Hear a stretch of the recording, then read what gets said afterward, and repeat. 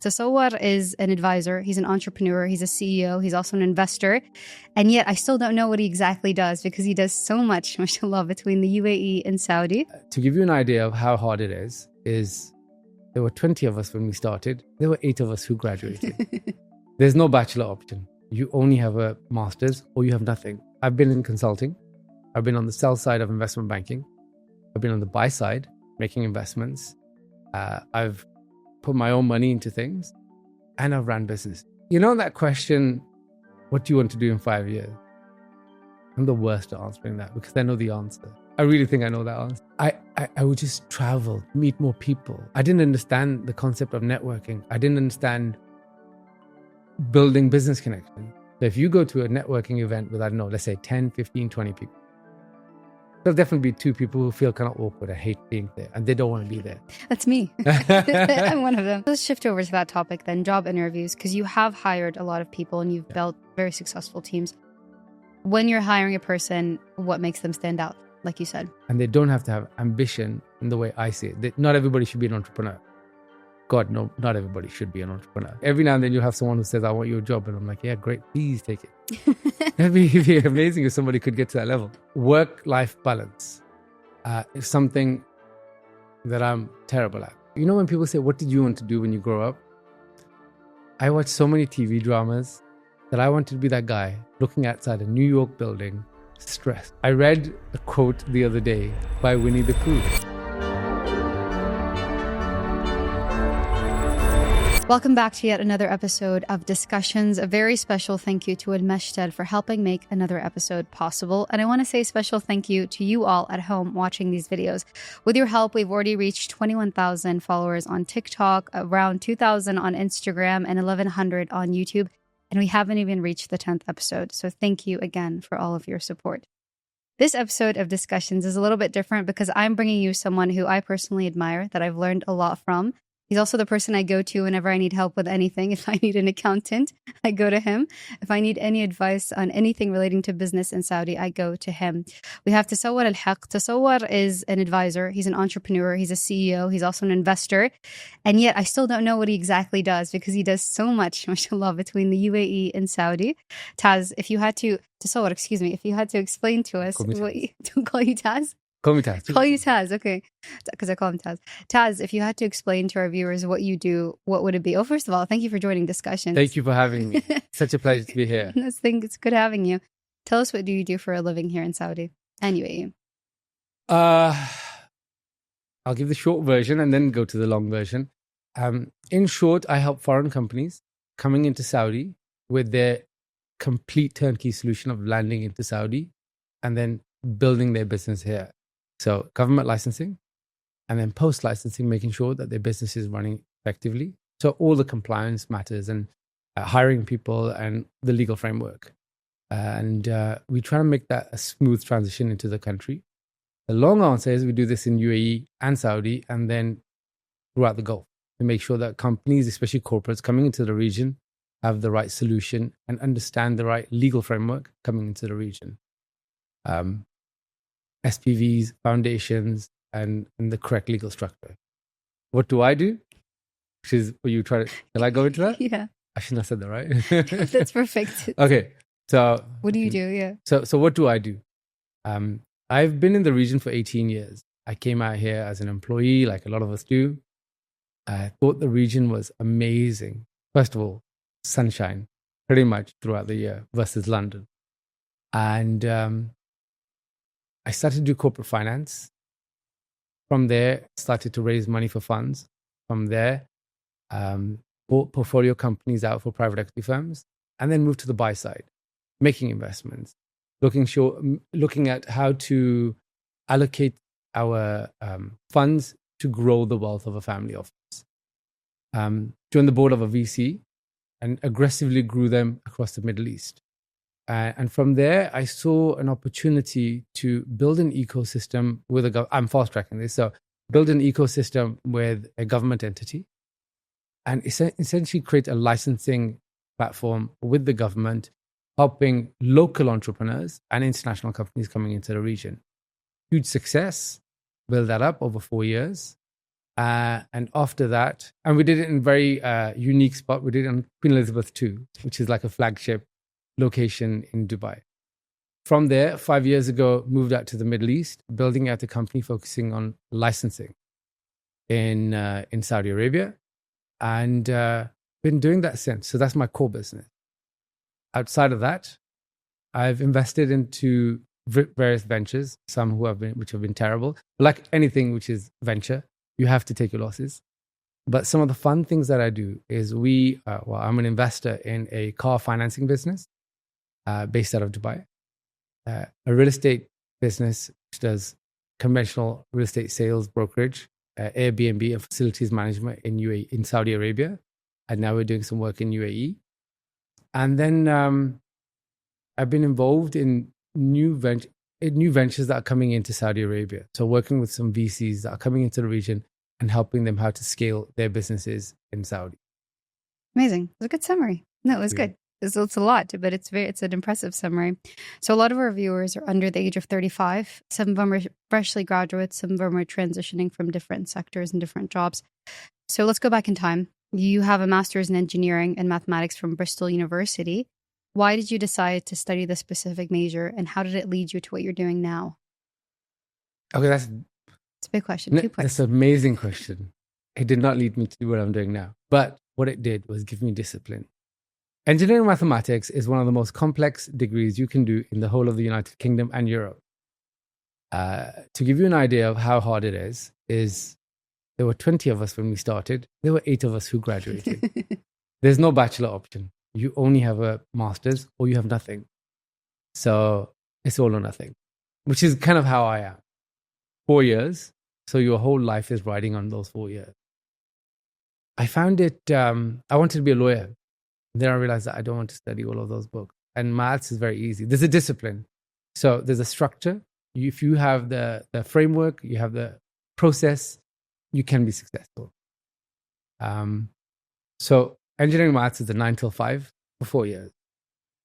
My thesis was on multi-dimension, we should cut that part out. No, keep it. What is that? I want to know. Non-dimensional, multi-factor effects on phosphorus in lake. I don't even know what that is, but it's very specific, very niche. Yeah. So it gave you really good discipline. How did it lead me to where I am today? It's just being able to be highly analytical, understand processes, the engineering mindset of here are key points and how to find a solution, and applying that across any industry. So I've been in consulting. I've been on the sell side of investment banking. I've been on the buy side, making investments. I've put my own money into things, and I've ran business as an employee and as a consultant. The common theme with all of these things is making sure that you have structure. So the engineering maths mindset has allowed me to maintain structure, have really good discipline, focus, and a real plan. You do not get a master's in engineering mathematics without a plan, because sometimes you just want to give up really hard. But it was fun. You're very optimistic. I wouldn't have done that. Yes. Look, can I ask, how did you know this is what you wanted to do with your life? So you know that question, what do you want to do in 5 years? I'm the worst at answering that because I know the answer. I really think I know that answer. You know what you want to do in 5 years? No. How does anybody know what they want to do in 5 years? If you asked me 7 years ago, where do you see yourself in 5 years? Although I was planting the seed of Saudi a long time ago, I cannot tell you Saudi Arabia. GCC, yes, not Saudi Arabia. I would not know. Because Saudi wasn't allowing people to come in very easily. It's 7 years ago. So I realized that, and I think I'm blessed with some very good people at an early age in life.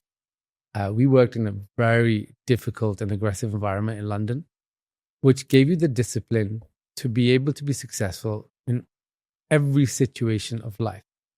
So, crisis of Lehman Brothers, best end, those things, that was okay. COVID, that was okay because we were trained for it. How did it lead me? So I realized that you need to evolve. You need to know what you know today and where are you going? Use that as a foundation for your discipline. So both academically and training wise, I've just seen that you can take the next step. What do you know today? What experience, environment, and life do you want to feel in the next 1 to 5 years? And if you say, where do you want to be, not in a job in 5 years, I would not know. All of us want huge houses and successful and money. But the people I want to be around, the environment I want, the experience I want, that I know.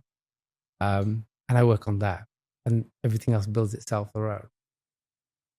Taz, if you were to go back to the beginning of your career, say we're looking at 18-year-old, 21-year-old Taz, freshly graduated. When did you finish your master's?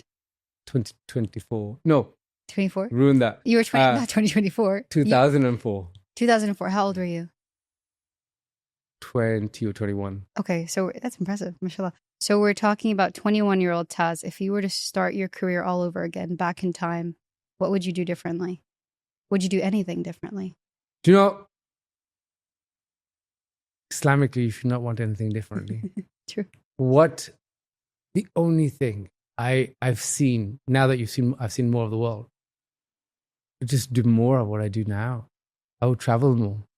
I'll try and pick up languages. I can pick up languages fairly easily, but then I'll forget them very quickly. And I get the basic level of all languages.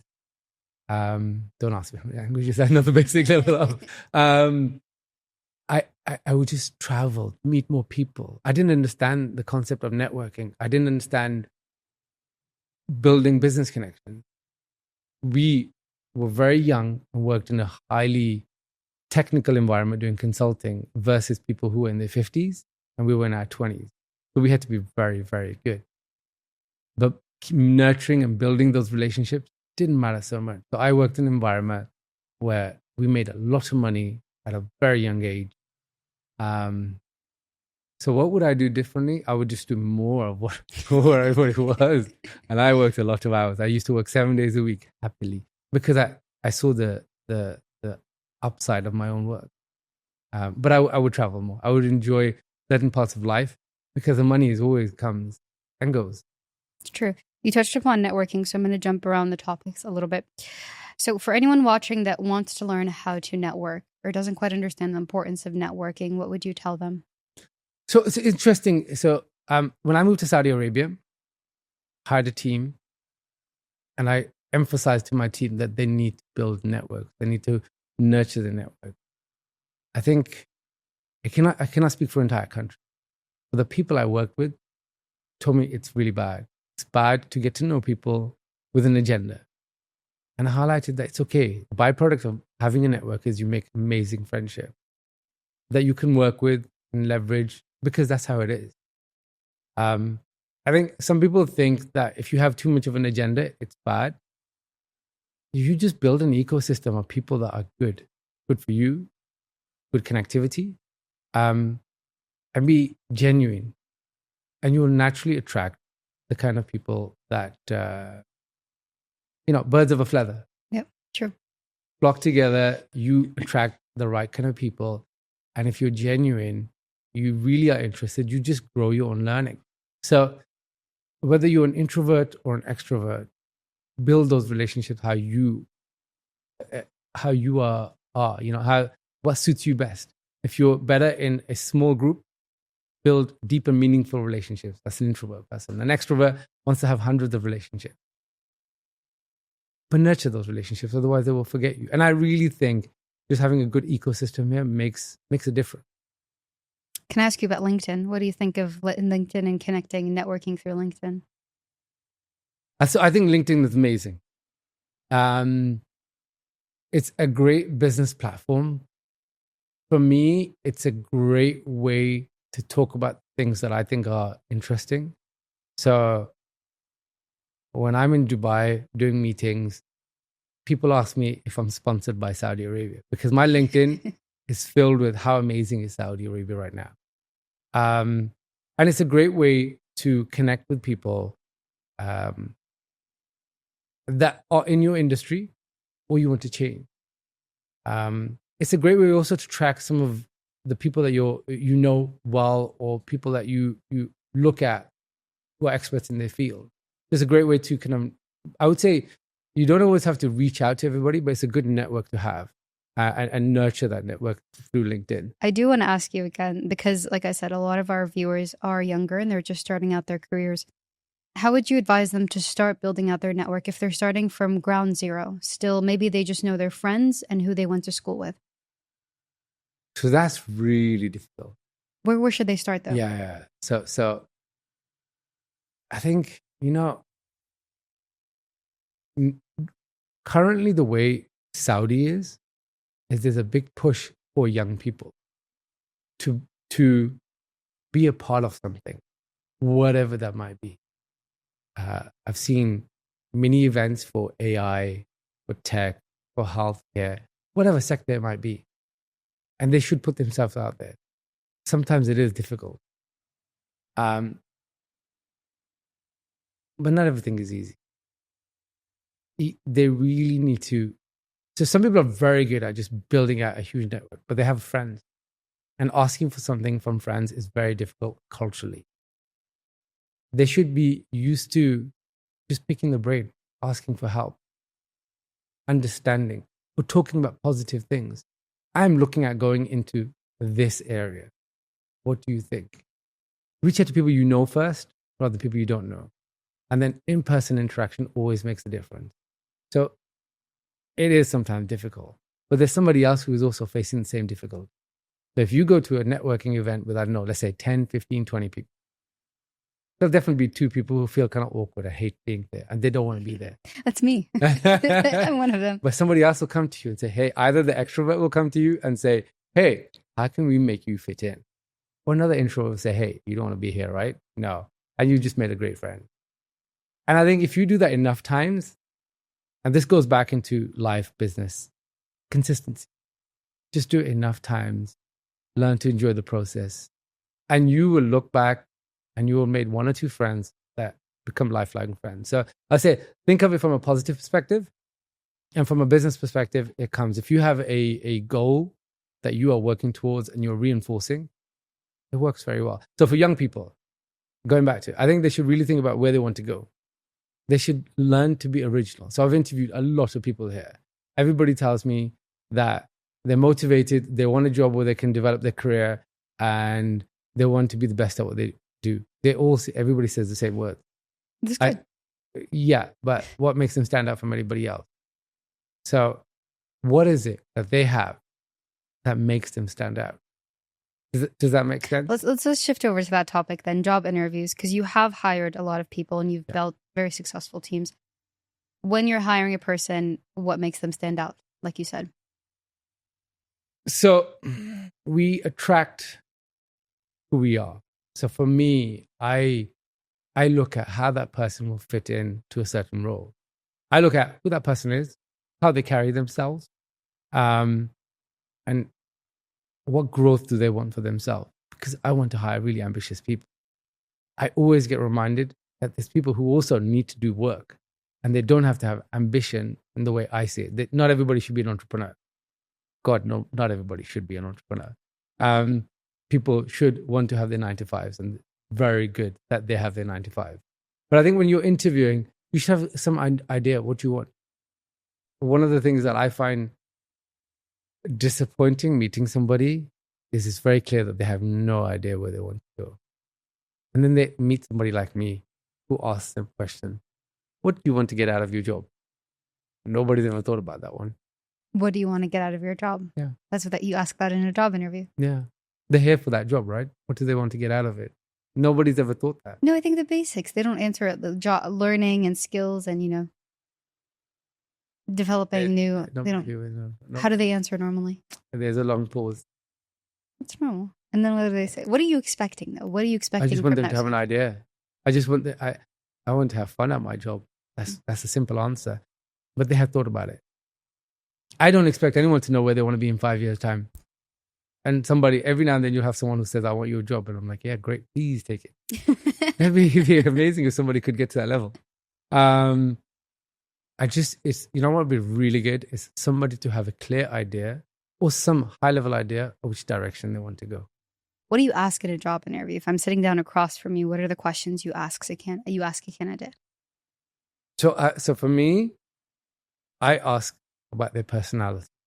I just ask them simple questions, which gives me an idea that they understand who they are, because I want to work with people who know who they are. And then the technical side, either I'll ask or somebody else will ask in the team. So I would ask questions like, what do you enjoy doing the most? I can ask something like, what is your favorite place in Riyadh? I learned was a good place in Riyadh. But then I've also realized that they've thought about what they enjoy, what they don't enjoy. Somebody who has an opinion, because I like working with people who are thinkers and doers. So that's the people who will become close to me. But what does that have to do with the job? It has everything to do with the job. So if you are in an operations role, I cannot tell you what to predict every single day. But you would have to be able to take ownership of that. When you're taking ownership, you would have opinion about how to manage that situation. Sometimes in life, you don't have somebody who has an answer for you. So if somebody has thought or can think outside the box, then for their role, they'll be very, very good at what they do. Just because they have some autonomy. They can be independent. They're not relying on one person. I think big, large corporate structures allow people to disappear into that corporate structure and have training programs. I'm very good at building businesses from nothing to 50, 60 people up to 100 and making it a multi-million-dollar revenue business. For that to happen, you need people who have their own goals, who come in motivated and driven every single day on the difficult days and on the good days. So why do I ask that question? I just want to know that they've thought through things. And it's okay if they don't know the answer. I just like seeing how they think. It's interesting. Seeing how they think. Before that interview stage, when you're receiving that stack, that pile of CVs, what makes a CV stand out to get that interview? No, I don't look at the CVs. You don't look at the CVs? No. We should cut that out. No, you don't need to cut that out. No, so you don't look at the CVs, then how do you... Okay, so I have a quick glance of the CV. So I've been lucky enough that some of the positions I've hired for require... Okay, if you're hiring for somebody who's good at business development, you're looking for keywords. How do they describe themselves? Okay. So most people nowadays are using ChatGPT and a few AI tools. So that's great. Good for them. Spelling errors is fine because English is not always somebody's first language, although ChatGPT. But I feel like that's a warning sign if someone didn't take the time to go through it once or twice to check grammar. And then I want to know, how did they do what they did? So what did they do? Why don't they describe that to me? Because what they describe shouldn't match their CV. If they say I did business development and they don't know how to grow their client base, that's a difficult one. If they did operations and I just want to know how they run their day-to-day and they don't know, that's a red flag. So let's use operation. Do they have a structure? How do they manage their day?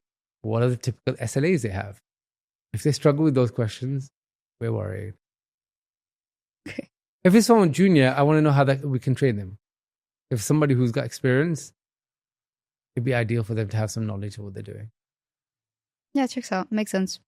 Okay, so how do you build high-performing, effective teams as an entrepreneur? How I build high-performance teams, I realized, is making sure that there's a group of people who take ownership of what they do. Ownership, accountability, independent thinking. And then, effectively for me, which sometimes I struggle with, is delegate. Delegate that and then make sure that people deliver on their promises. So that's where the accountability is. And that's what I said earlier about being driven. People who come in every single day driven with purpose. I have my goals. I have my target. I know what I want to achieve. Everybody else needs to be able to think that way as well.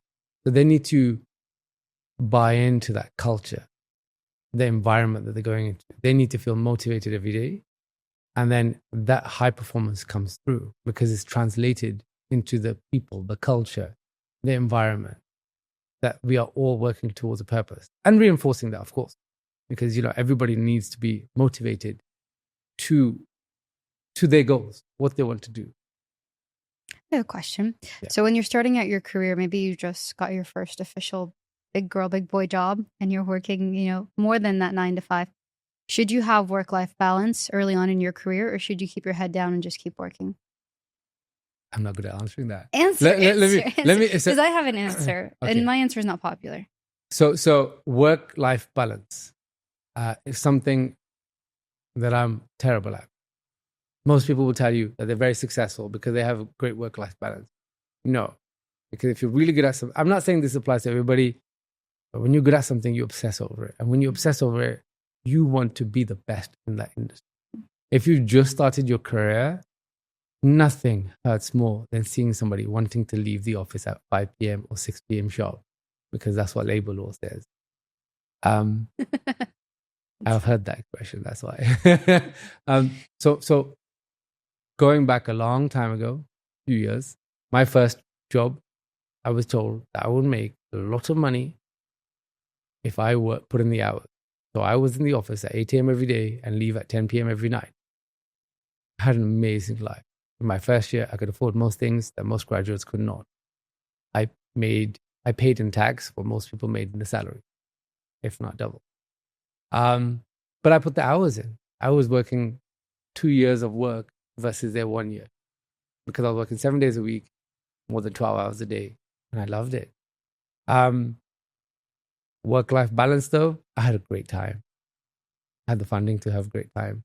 I make sure that I do balance out seeing friends, good people, having the right environment, having the right thinking, and enjoying that journey. Now, I understand some people just have functional jobs. They come in at 9, they leave at 6, they don't need to do anything else. But they should give 110%. So I'll give a simple example, which a friend of mine gave. There's a great place in the Dubai International Financial Center where people polish your shoes for you. You can sit, and as a businessman, have your shoes polished. It's amazing. It costs 20 riyals. You have really nice shiny shoes. When you go to meetings, you always look really good and presentable, clean shoes. The person who owns that started off as somebody who polishes shoes. And he wanted to be the best guy at polishing shoes. Now he runs a multi-million-dollar business polishing shoes because he wanted to be the best at what he does. Great example, in the Middle East, Philly Tea. He won the lottery, good for him. But also, he is known for making tea. And he has a multi-million-dollar business. He has franchises, people chasing him for franchises all over the world. He just makes tea. There's nothing wrong with just making tea. But he is the best at what he does, which if you told somebody, I make a lot of money just making tea, they cannot laugh at you after that. If you say, I make tea, with no love for that, nobody would love you for that, right? So it's how you perceive yourself. They wanted to be the best at what they do. Just come into work and do that. And Islamically, you have to do that as well. True. I mean, I've gotten, I don't want to say arguments, but I've gotten into an argument with people in the past that leave at 5 and then just leave you to do all the work. No. And look at them and I'm like, you didn't sign up for a 9 to 5. And then I got in trouble with HR because I wasn't supposed to say that, but it's fine. So how do you handle stress when you're working in such, a stressful environment? You have worked in different career paths that do demand a lot from you. So how do you handle that stress? How do I handle stress? So, when people say, what did you want to do when you grow up? I watched so many TV dramas that I wanted to be that guy looking outside a New York building, stressed at 10, 11 o'clock at night. So when people say, where do you want to be? I didn't know what the job was, but I wanted to be the guy that was stressed about something. And that's a positive thing because you're stressed about something that you care about. How do I handle that? With life experience, you develop that. So I slow down, stop for a moment, and I have really good structures. I know what I'm doing tomorrow. I have a clear plan of what I need to achieve this month, this week, and there'll be deviations from that. And I'm meticulous about how I schedule my time. So it's hard to be stressed when you know how your day is structured. You need to achieve a lot more and finish what you need to do in that day. So anybody that knows me will laugh at this comment. You need to have your to-do list.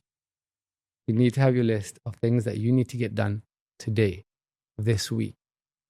And you know what you need to have as an outcome. Now, variables will come in, and that's where the stress comes from. The stress comes from things that you had not planned for that are now disturbing your normal schedule.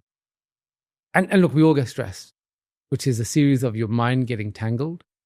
And you can, if you have a method which is process driven, it's kind of less daunting, less stressful. It's, again, if we, break down what is stress, it is the uncertainty, the knowledge that how will you tackle something. But if you write it down, there's no problem too hard. Einstein's expression. Yeah. Einstein's quote. That's okay. Taz, you're good at this. Don't panic. Don't worry. We'll edit all the little, but I like the little tweaks and the little adjustments. They're funny. I don't know. They're you. I know you come off as this like shark, but I don't know. I think it's like nice to be human every now and then with your little flower. It's nice. Okay. So I want to ask you, since you spoke about to-do lists and planning your day and planning your schedule very meticulously. Do you have a 5 to 9 before your 9 to 5? Obviously you work more than a 9 to 5, but what's your early morning routine? Do you have one? Yes, I do. And it changes depending on how I feel.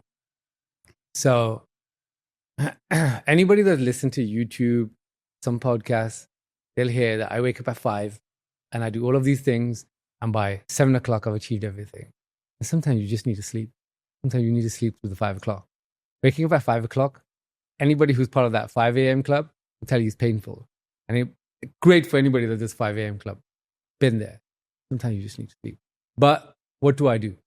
I don't finish my day until I know what am I doing tomorrow. So my plan for tomorrow is already set.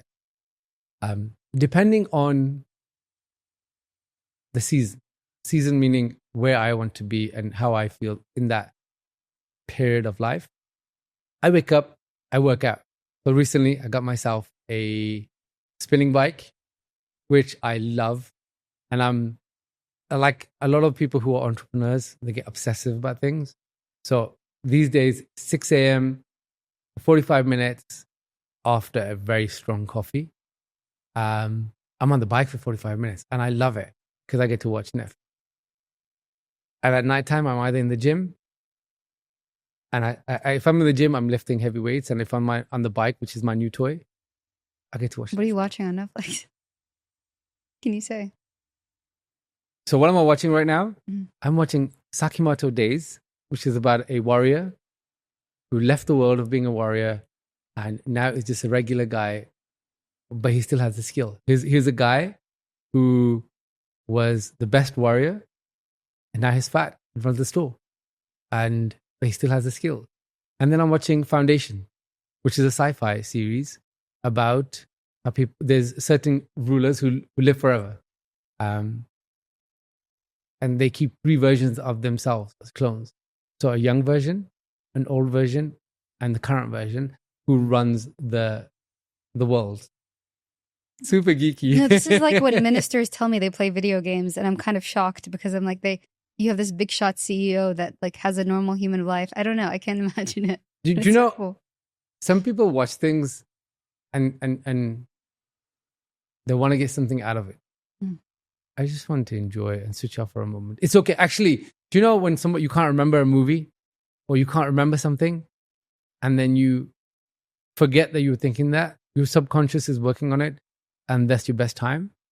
That is it's actually really healthy to switch off for a moment. Let your mind rest. Anybody that tells you that they're on it 24 hours a day or the hours they're awake, they're going to be mentally exhausted. I'm cycling. I want to destroy my legs.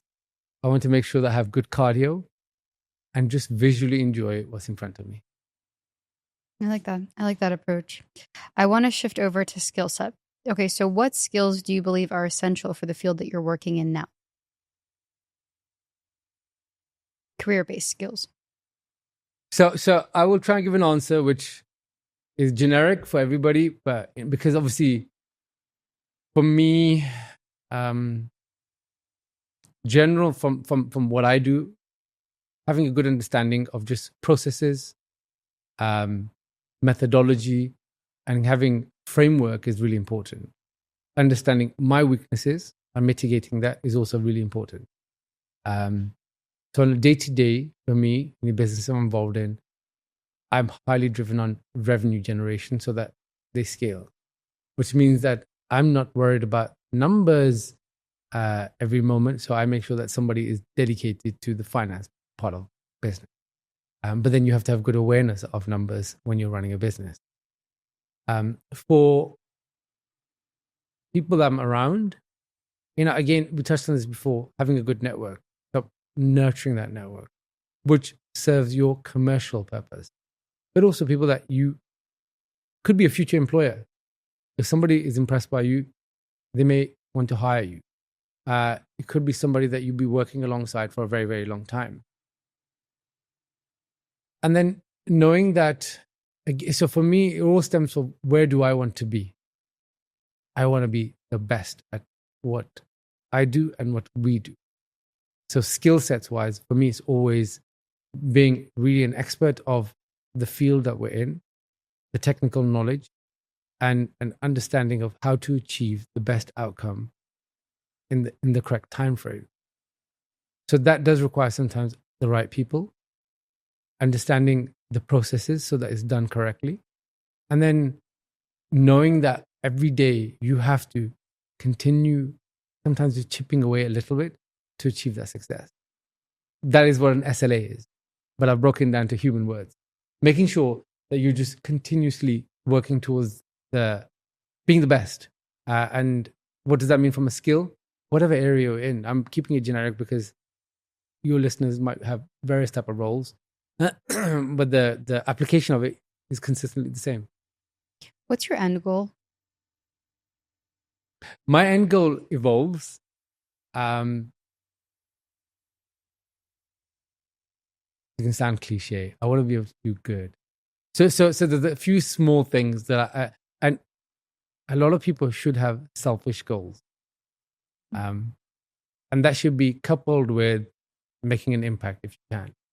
So when I came out to Saudi Arabia, my end goal was to make sure that I make shareholders a lot of money. Over this time, I've been involved in various ecosystems. So the venture ecosystem, legal framework, work with a law firm, and done a lot of government work as a consultant. The consistency in those end goals is looking at how I can positively impact a country that's amazing and evolving right now.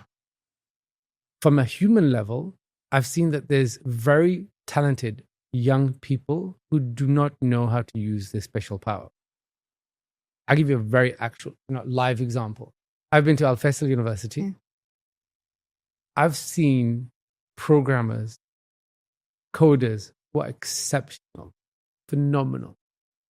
And when I've asked them, where do they want to work? They don't know. They don't know where they could apply for a job. I think there's an entire ecosystem of training those people how to apply for jobs, how to highlight their best selves, and how they can fit into a rapidly growing city and country. If I'm a small catalyst in that, that'd be amazing. Now, of course, from a business perspective, we all benefit. A lot of people say, I want to do only good. Yeah, and how does that pay for your... How does that keep the lights on when you're doing good? Even if you keep the lights on, your expectations change. And the measure of success is shown in how much money you make from those businesses you run. But you can also make an impact at the same time. So I match what I want to do in terms of helping others with a commercial aspect. So I'll do some mentoring. Somebody called me this morning asking for a bit of advice in their life. I was extremely busy, but 20 minutes is fine. I can afford to give somebody 20 minutes, and I felt good for it. I like that. I like that. It's nice. Yeah. Yeah. So why did you make the jump from Dubai to Riyadh? Obviously, you're still going back and forth. You're actively in both countries, UAE and Saudi. But why make that jump? So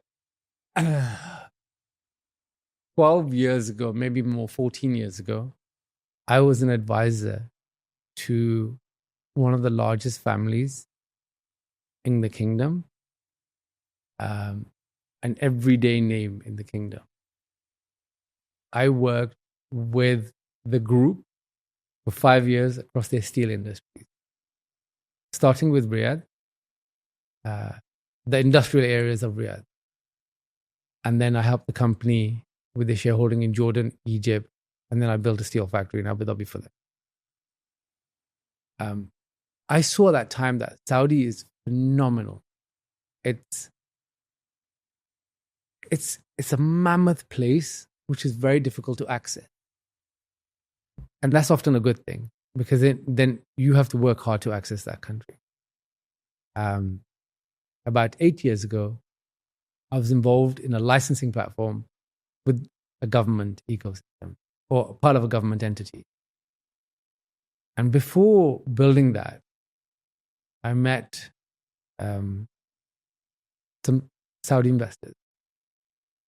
And they wanted to see how successful we'll make it in UAE, and then to bring it into Saudi. And I didn't realize how phenomenal they are. And I said, the fact is that Saudi is far bigger and a better environment than anywhere else in the Gulf. A friend of mine told me Procter & Gamble, 93% of their washing powder sales used to come from Saudi Arabia. It's obvious that this is the right economy to go into. And I said some things which at the time were probably not nice. Meaning, I said, look, if I have $100 million, I don't know how to get into Saudi Arabia to invest in as an individual. If I want to do business, I need a business visit visa, which is very difficult. And what's impressive was they just smiled at me. They didn't say anything. No emotion. That's because they knew that this is all changing. And about 5 years ago, there was a big change. And it was easy for investors to come in. And investors have been coming here for a long time. The economy is amazing. Having been a major part in how licensing government services is done in UAE, and understanding that process, I saw an opportunity here. And I jumped at that opportunity. And when you move into what we see today in Riyadh, the coffee shops are triple, quadruple the size. Everything is bigger. There's a huge economy for business people to come here and benefit from it. And the country, it's a two-way process. Businesses benefit from the country benefits from these businesses. And there's a growth that comes from that. And I've seen that growth in other places. So I wanted to be a part of that ecosystem. So I jumped on that train, came here. Why? So Saudi and UAE. So for me, these two, I took it from a business perspective.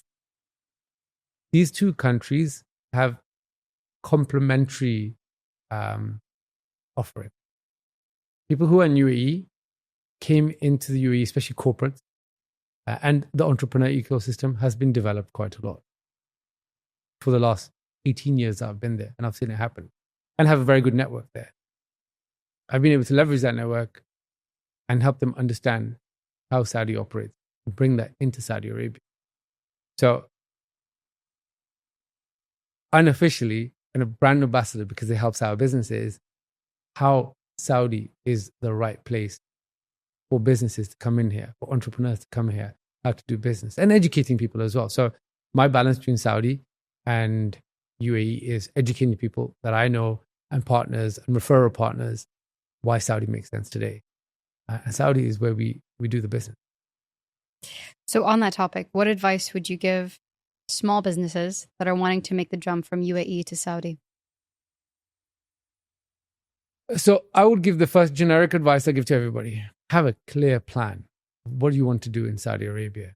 It's not a place that you can come in and just easily pick up business. It's a very large place. Riyadh, if I was to round up numbers, Riyadh has 10 million people in there. Yeah. So I give easy stats. I say 35 million people in the country, 30 million nationals and 5 million foreigners. So you have a local demographic that you can cater towards. You have to have a clear offering, clear understanding, and a clear budget. If you're a non-GCC national coming into this country, you have to have clear awareness of where you want to go in this time. Otherwise, it's not the right environment for you. And there's many talented Saudis who should leverage a fast-growing economy. And I think rightfully so, because it's their country. And then the entrepreneurs that do come here are slightly more seasoned and well-structured entrepreneurs who have achieved success in their own country, have a budget to come out to Saudi Arabia and scale and integrate into the local environment. This is going into more technical matters like Saudiization. They need to think of, I need to hire people from here.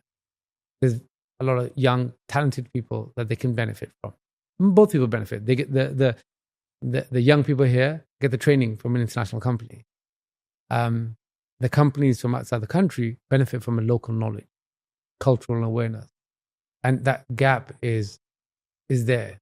And people are looking at bridging that gap. So what do I tell young people coming in, or entrepreneurs coming into the country? Have a good understanding of the country. Come and spend some time down here. So I came out here, landed, no knowledge of the country, and had to figure everything out. It took me about a month or so. What year was that? When was that? 5 years ago. Came out here, stayed in Ulaya, because that comes up top on booking.com. I had to figure out the entire ecosystem because it was not Saudi I was used to coming out to. It's a great place. Yeah. On the topic of advice, if you had $1 million USD to invest in somewhere in Saudi Arabia, where would you invest that in? Real estate right now, right? So they say that real estate is the right place to be investing right now. So if you are not investing into real estate, and $1 million can take you very far here, I would say, and it depends on your own technical skill set. So there's a lot of businesses down here that you can get involved in and really benefit. So if you're in the entrepreneur ecosystem, anything with the word ending tech, health tech, education tech, insure tech, which is booming, fintech, which is a bit more competitive now. But that environment exists and there's a phenomenal opportunity down there. If it's brick and mortars and businesses, if you can service a product, or you know what, actually, trading is amazing, but I think the local ecosystem already benefits from trading, and you need to know how to acquire those customers. AI, innovation, those kind of things. But again, you can start small. If you start looking at the bigger picture, you see there's so much opportunity here. And if I was a foreigner coming in, I would just look at what Vision 2030 is, key sectors in Vision 2030, and get involved in that. There's lower barrier to entry. And then again, like I said, $1 million can take you really far down. Get involved in all the different ecosystems that are available to a foreigner. For Saudis, this place, the world is your oyster. You can set up a license so easily. You can build any business you want, but you have to be focused. And I think, look, I had a great conversation with somebody who was not feeling great about themselves because they failed. And all I heard was success.